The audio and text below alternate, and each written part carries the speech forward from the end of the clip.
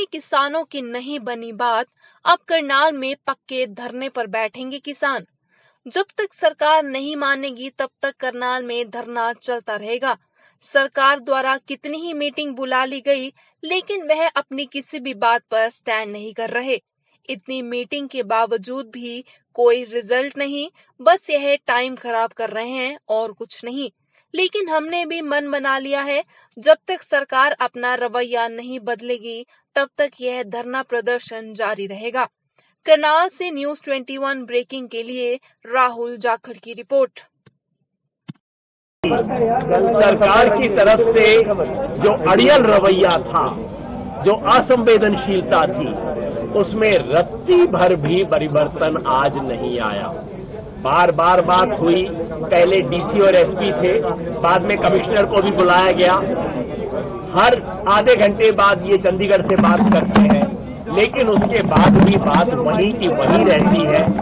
यानी कि किसानों ने जो मांग रखी थी, किसानों की मांग थी कि इन आईएएस अफसर आयुष सिन्हा पे 307, 302 का मुकदमा दायर होना चाहिए। 307 और 302 तो छोड़ो, सरकार उन पे किसी भी तरह का कोई मुकदमा दर्ज करने के लिए तैयार नहीं है। जबकि सरकार खुद कहती है कि लाठीचार्ज होना और आयुष सिन्हा का बोलना दो अलग अलग जगह की घटना है।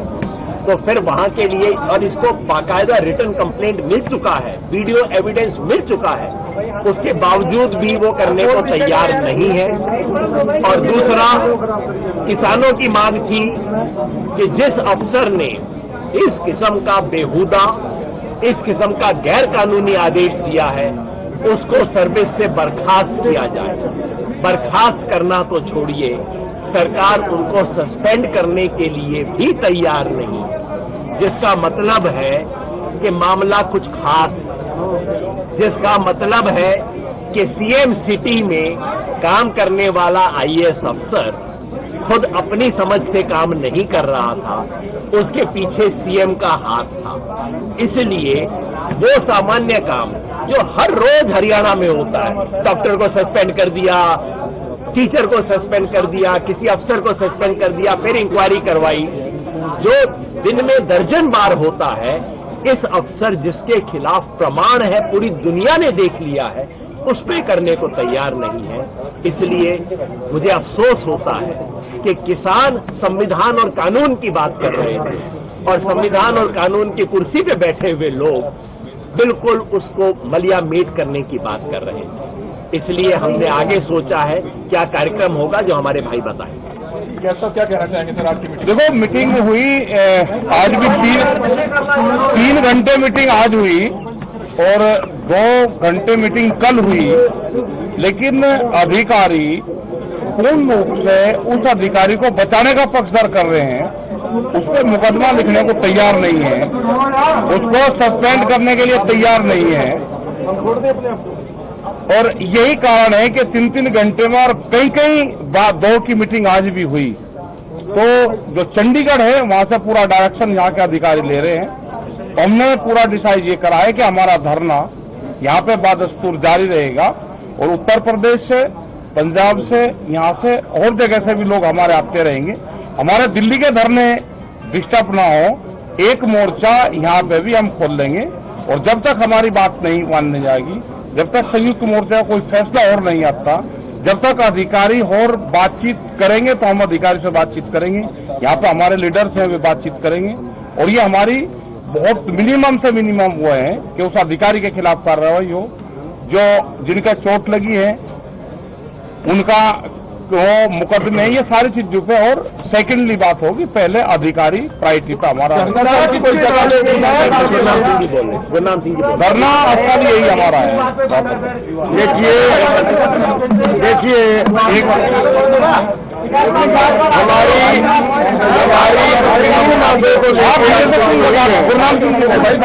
हमारी 3 मामले को लेकर आज मीटिंग हुई है। एक मांग थी हमारी कि दोषी अधिकारियों के मुकदमा दर्ज हो, और दूसरी मांग थी हमारी कि टूटी हुई गाड़ियों का, फटे हुए सिरों का और जो डेथ हो गई है उसका मुआवजा मिले। और तीसरी मांग थी कि जिस भाई की डेथ हुई है उसके एक परिवार के एक मेंबर को नौकरी। अब पहली बात कही पेच फंस गया है। पहली बात कही जो पहली मांग थी कि दोषी अधिकारियों के ऊपर मुकदमा दर्ज हो, वही बात कल थी और वही बात उसके पहले दिन थी और वही बात आज है कि प्रशासन उसके आगे नहीं सरका। आज कमिश्नर साहब भी मीटिंग में आए थे, लेकिन उनके ऊपर पर्चा दर्ज करने के लिए, उनको सस्पेंड करने के लिए वो नहीं माने हैं।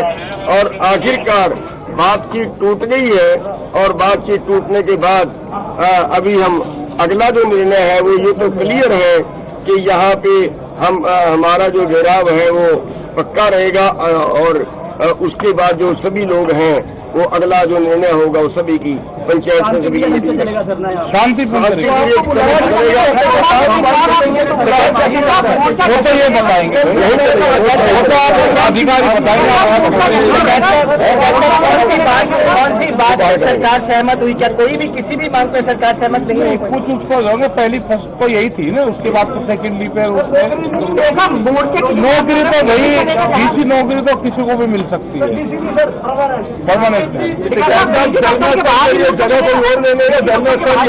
यही रहेगा, धर्मस्थल यही रहेगा। जो पार्किंग है उसका जो एक फिजिकल सर्वे करके दुकानदारों को भी कोई दिक्कत ना हो और उसके बीच में हर चीज का ध्यान रखा जाएगा। बिल्कुल ध्यान रखा जाएगा, आम आदमी का ध्यान रखा जाएगा, सचिवालय काम चलता रहे ना, आम पब्लिक को कोई डिस्टर्ब करे। अरे क्या बता संख्या कितनी रहेगी भाई? मीटिंग की लगना समय भी दिया, मीटिंग की लगना समय नहीं कोई हमने बंद नहीं, सरकार ने बंद किए हुए, हमने सरकार बंद कर रखे, यहाँ से पुलिस ने बंद कर रखे। अपना काम आए, लोग आए, उनको कोई दिक्कत यहाँ पर नहीं है, अपना काम करें। नहीं अभी कोई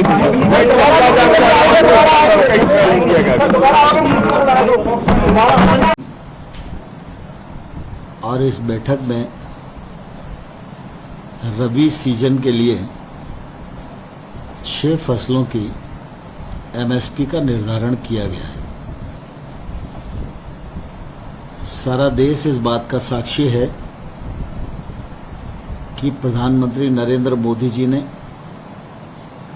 किसानों के हित में उत्पादन लागत पर 50% मुनाफा जोड़कर एमएसपी घोषित करने का निर्णय किया। उसके फलस्वरूप रबी और खरीफ की एमएसपी घोषित की जाती है।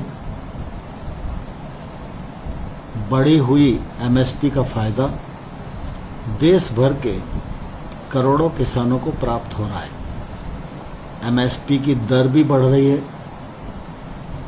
किसान उत्पादन भी बढ़ा रहा है और भारत सरकार धान, गेहूं के साथ साथ अब मोदी जी की सरकार ने दलहन और तिलहन की खरीद को भी प्रारंभ किया है। इसका लाभ निश्चित रूप से किसानों को मिल रहा है। आज रबी सीजन की जो फसलें हैं उनमें गेहूं पर जो एमएसपी की बढ़ोतरी है वो 100% है। इसी प्रकार से सरसों पर भी वृद्धि 100% है। जैसे आप देखेंगे कि 21-22 में 1975 रुपया कुंटल का भाव गेहूं का था। गेहूं पर लागत 1008 रुपया आती है।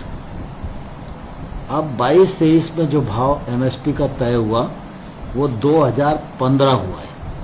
कुल मिला के 1008 लागत और 2015 न्यूनतम समर्थन मूल्य पर खरीद की दर, यह 100% की वृद्धि एक तौर से लागत पर है।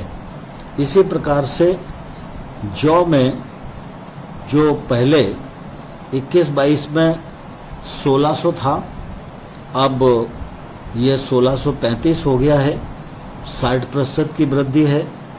चना 5100 21-22 में था, अब ये 5230 रुपया कुंटल है, ये 74% की वृद्धि है।